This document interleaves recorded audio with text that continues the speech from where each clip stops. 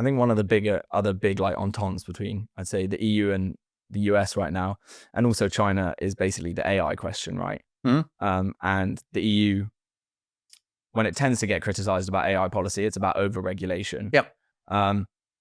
Seems to me to be a collective action problem, which for our listeners is basically a problem of getting individual actors, so in this case, each country, to do the same thing that's all in a shared interest. For example, regulating AI. The problem being anybody who steps outside of that and stops regulating AI may get a foot up. So you end up in a situation where everyone ends up with something worse. So that's just to explain the collective action problem that I think we're having. As it regards the EU, it's being criticized for over-regulating AI. Do you think there is over-regulation there, or is this good safety policy when it comes to making sure that this march forward in technology is done in the right way? I think I'm probably 30 years too old to have an informed answer to that argument. And what I would say is it's not necessarily a collective action problem, because if it was a collective action problem, the EU wouldn't regulate. Okay, it would be that was with regards to the EU and other countries. Yeah, I think in terms of regulation in general. And I think, yes, regulation is part of the issue as to why the EU isn't home to any of the major tech companies or any of the major AI companies. I think there are lots of other questions as well about, entrepreneurialism in Europe, the incentives for business development in Europe. There's all sorts of reasons why the United States and China are miles and miles and miles ahead of us. Again, here, the UK position is quite interesting.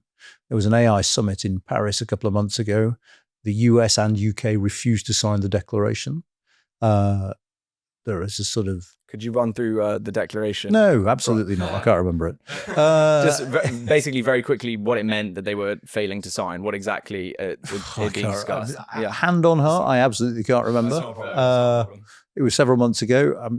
I'm struggling. I can barely remember yesterday most of the time.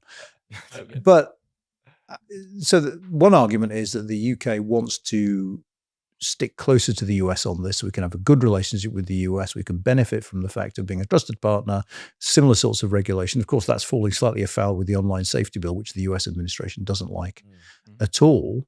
But one of the questions is whether, this is one of the areas where Brexit and regulatory autonomy, there's a question about whether if we go our own way, we can attract the kind of investment that the EU can't attract because of its precautionary approach to regulation. Of course, the sting in the tail might be that down the line, we develop AI products. So let's say this approach works. We develop AI products because we get the investment in the United Kingdom. Because we've done it on the back of a regulatory approach that is undercutting the European Union, we won't be able to sell those products to the European Union. So it is problematic for us. But I do think, in a sense, you have those three blocks, as you rightly identified: China, the United States, and the European Union. And global regulatory competition takes place between those three. Yeah, I think it's interesting that you mentioned the Online Safety Act. I feel like to some extent, Keir Starmer's government is trying to have its cake and eat it too. They want to, really tighten that relationship with the EU and the US, and they're trying to position themselves in the best possible situation, while also using language about migration that sometimes resembles Nigel Farage's, sometimes doesn't, and that really kind of trying to piece everything together after what's been arguably a very difficult, well, not really arguably, it's been a difficult decade, right, for the UK. So how does Keir Starmer unite the nation here? What's your stance on Keir Starmer's strategy in the last couple of months? So that's the job of a prime minister in a way, isn't it? It's to try and reconcile lots of irreconcilable things for the national interest. And I think actually, to be fair, in foreign policy, he's played a god-awful hand really well, in the sense that he's brought about a rapprochement with the European Union. He's got a good working relationship with Donald Trump, and things seem to be going okay with the Chinese. Now, whether that is sustainable over the next 4 years is an open question, because it's very easy to imagine circumstances in which, say, the Stockholm talks between the US and China collapse. Trump has a strop about it, turns around to his allies and says, you've got to stop trading with China. I mean, who knows what will happen going forward? But at the moment, we've carved out this niche where alone amongst us, the US and the EU, we don't have tariffs on Chinese electric vehicles. At the same time, we've got this deal with the United States for 10%, which is good by comparative standards.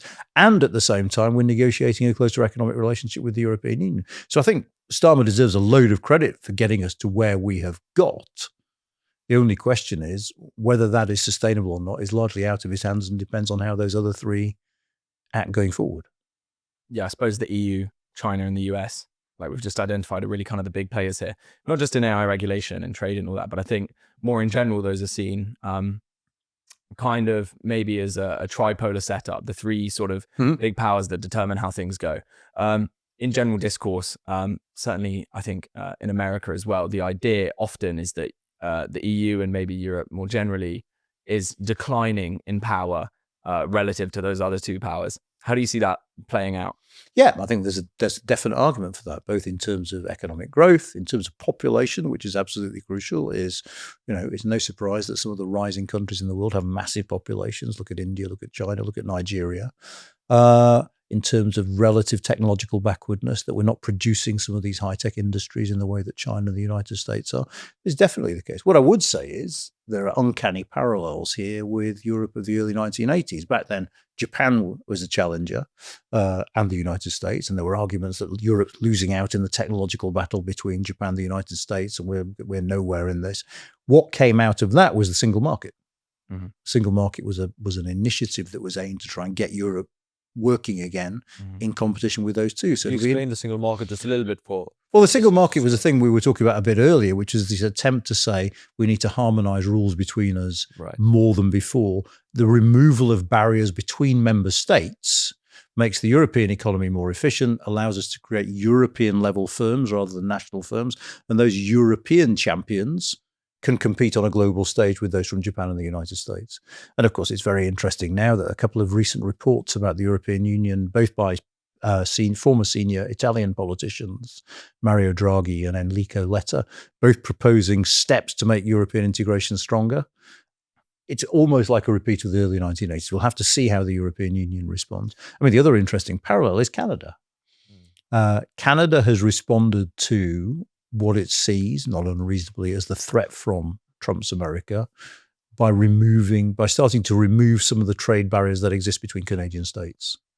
And people in Europe are looking at that and thinking, maybe we should be doing the same thing. Right. I think it's also interesting that you picked up on the birth rates. Malta, which I'm sure our listeners, the kind of recurring listeners know that I'm from Malta, so it's interesting to me. We've got a really, really low birth rate at the moment, and I think across Europe that tends to be the case, as you pointed out earlier. Do you think that's mostly because of kind of standard of living? Cost of living has gone up, therefore people are more hesitant to have children? Is the kind of less conservative values, so people are less willing to have more and more kids? What do you think the main driving force behind economic development? I think countries reach a certain stage of economic development and fertility levels fall below the replacement rate. I think that's a well-known phenomenon. I mean, on your values thing, I think it's noticeable that I think it's still the case that actually the lowest birth rates are in the Catholic countries. Okay. More than 96% Catholic now. So there you go. That's slightly paradoxical to say the least. But I think it's just a question of economic development, that when people reach a certain level of prosperity, of development, of women in the workforce, fertility rates fall. And now this poses real problems for the European Union. It poses problems in terms of just sort of population and strength, in terms of growth, in terms of who pays my pension, going forward. Enter the debate about immigration. Because high levels of immigration across Europe are partly a response to the fact that we have this aging population, declining workforces, and no way really to pay for that aging population.